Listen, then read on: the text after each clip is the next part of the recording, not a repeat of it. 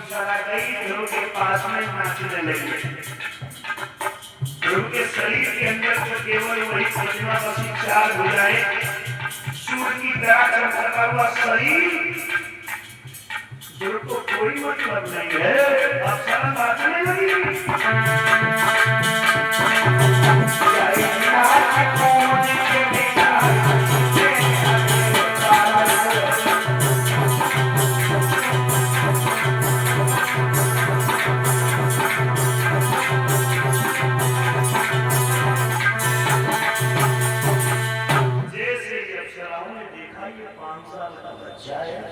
अप्सराएं मेरे भगवत प्रेमियों नाचने लगी। भगवान परीक्षा देते लेकिन ऐसे नहीं लेते हैं। भगवान की कृपा से माया की तितलियां बरमैया आ गई, सब अप्सराएं जैसे क्षीर सागर में गंगा पर भगवान का क्षीर से झूलने लगा। देव ऋषि नारद पहुंच गए, प्रभु क्षीर सागर के बाहर देख ले, कोई भक्त तुम्हारे पीछे मरो जा तो मैं दे देंगे। भगवान विष्णु ने कहा कि आप देव ऋषि बोले, ध्रुव तुम्हारी तपस्या करते करते आज 4 महीने के बाद उसे 5-6 महीने हो जा रहा और 5वें आसन में है और तुम्हें आज तक याद ही नहीं आई। भगवान विष्णु आगे ध्रुव को जगाया। ध्रुव कैसे बोलता? वो तो भगवान की तस्वीर को हृदय में बसाए। भगवान सोचने लगे जब तक हम अपनी तस्वीर इसके हृदय से निकालेंगे नहीं तब तक ध्रुव जागेगा। जैसे भगवान ने अपनी तस्वीर निकाली, ध्रुव जमीन पर आकर के भगवान की गोदी में गिर गया। भगवान ने गोदी में उठा लिया। 5 साल के थे, ध्रुव खिलाने वाले थे। 6 महीना तपस्या में 5.5 साल में भगवान ने गोदी में लिया।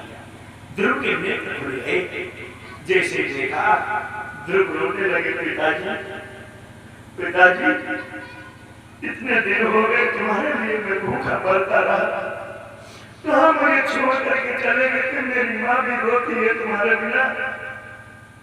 5 साल के बच्चे को नहीं मालूम कि भगवान। ध्रुव रोने लगे, पिताजी तुम कहाँ चले गए, मुझे छोड़ करके तुम्हारे लिए व्याकुल था। आज मैं इस जंगल के अंदर 5.5 महीना हो गया भूखा हूं। भगवान ने आंसू देखे, भगवान ने अपने हाथों से ध्रुव के आंसुओं को पोंछ दिया। मेरे लाल ना रोना, बोलो बेटा तुम्हारे सारे दुखों दूर हो गए। बोलो बेटा। ध्रुव करके रोने लगे, प्रभु मेरी माँ तुम्हारे बिना बेहाल है। पिताजी मुझे छोड़ करके कहाँ चले गए? ध्रुव रोते रोते साहस बनाया। भगवान बोले, रोना, बोलो मेरे लाल तुम्हें क्या चाहिए, क्या मुसीबत है?